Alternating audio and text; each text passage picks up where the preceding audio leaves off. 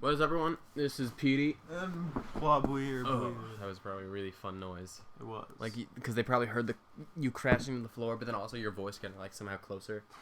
So it was like a really nice barbecue effect. This is a continuation of like the last episode or last. I don't want to call it episodes, but you know, we did a commentary before about creepy stuff that happens. Mm-hmm. Yeah, we're gonna make like a little mini-ish series out of this. So. And it's really like, I want to like stress the idea that all this stuff happens like on our block, because we all live on the same block, all of us. It's true, all of us. So like it's just like, you know, whether it's happening like individually to us or something that happens while we're walking down the street or outside one of our houses.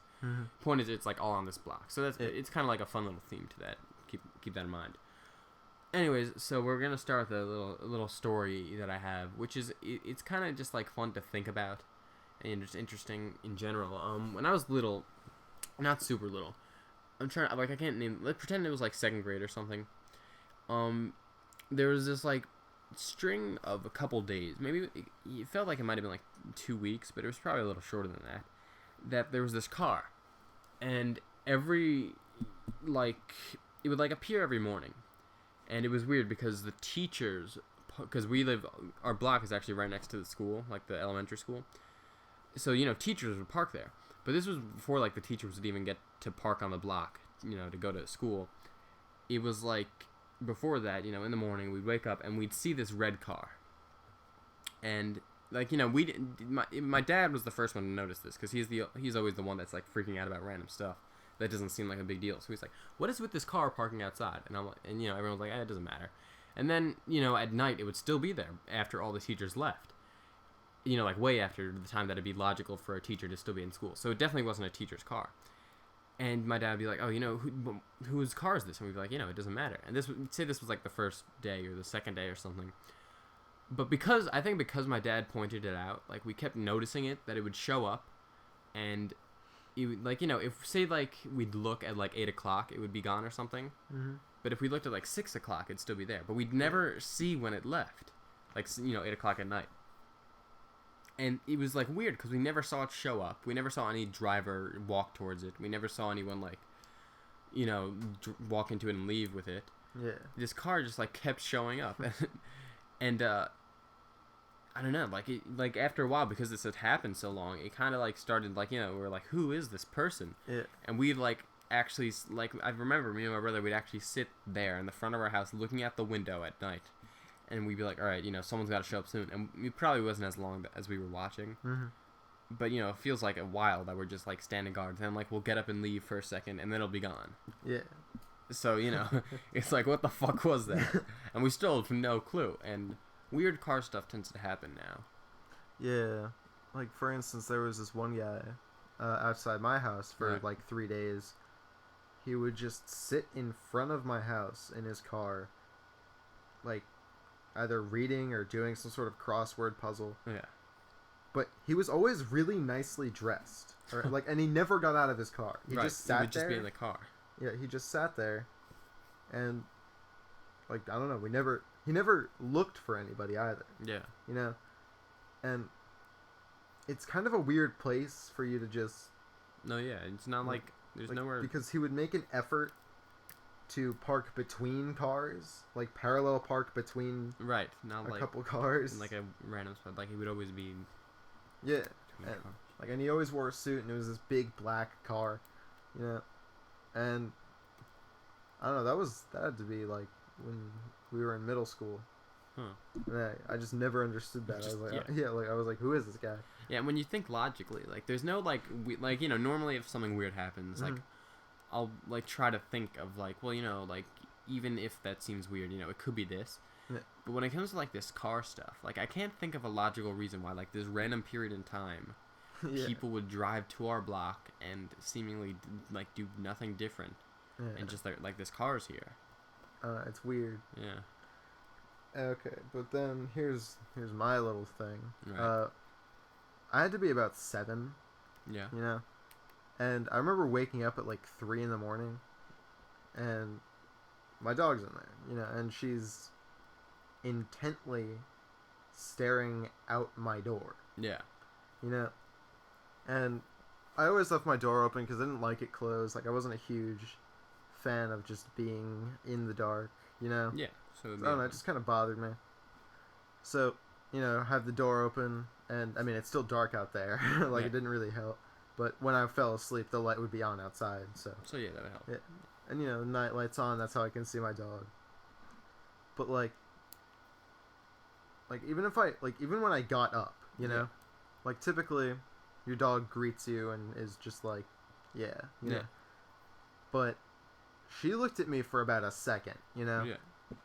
She just kind of looked, and then she, like, made sure that I was sitting next to her, kind of. Because I had to actually touch her for her to look over at me for a second. And then she just, like, looked straight back out my doorway.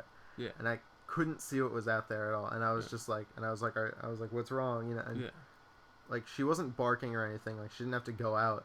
But she was just sitting in my room, and actually not even in the spot she normally is. Right. Like, she was, because my bed, from where she would normally sit, she wouldn't be able to look out the door. Right, so she had to, like, move away from where she was actually kind of in a corner. So she could look out the door. Yeah, so she could look. Like, she was in front of my closet, which is, like, a spot where you can see out the door. Yeah. And she had, like, I don't know, like, she wanted to see what was out there. Yeah. And she didn't stop looking for, like, a half an hour. Yeah. Yeah, and it kind of creeped me out when I was that small, because I was like, what are you looking at? And, you know, I put my head on top of her head. Yeah. And it was trying to just look, you know, because I'm like, I want to see exactly what she is trying to see. And I never saw anything. Then a couple years later, I take this picture of myself in the mirror. Oh, right, yeah. And there's somebody standing behind me. Right, and I remember this picture. Yeah. And you'd look at it, like, and I always thought it was maybe like Melissa. Yeah, but she's not that tall. Like, because my little sister, right, the head of this thing you can kind of see over mine. Right. But the arms go from, like, my head, like, completely down. Right. You know? Oh, and just, like, to clarify, like, it's just when you say, like, it wasn't like a selfie. Yeah, no. It wasn't like I'm taking a picture of myself in the mirror. Yeah, no, I'm actually pretty far back from the mirror. Yeah. And I just liked how things looked when you turned the flash on. Right, so you're like, I remember, because you could see the flash, which makes it kind of weirder. Yeah. It makes it eerier, but then, like, you you see Brian's arms holding the camera, and then you see, like, these two, like, he definitely isn't legs. They're definitely, like, arm type things. Oh, yeah. Almost, like, jutting out from where his shoulders would be, as if they're, like, behind him like that. Yeah, like, and I actually have one arm down, and you can see it. I have the other arm up. Right. And oh, yeah, right. And there's the picture. But, I mean, you know, the camera, whatever. But, the thing is, I took a lot of pictures, actually. I took 3 or 4 of the mirror. Right. Because I really liked how it looked. Because if you look at the flash, the flash goes out. So then you could only see part of me. And I thought that looked really cool. Yeah.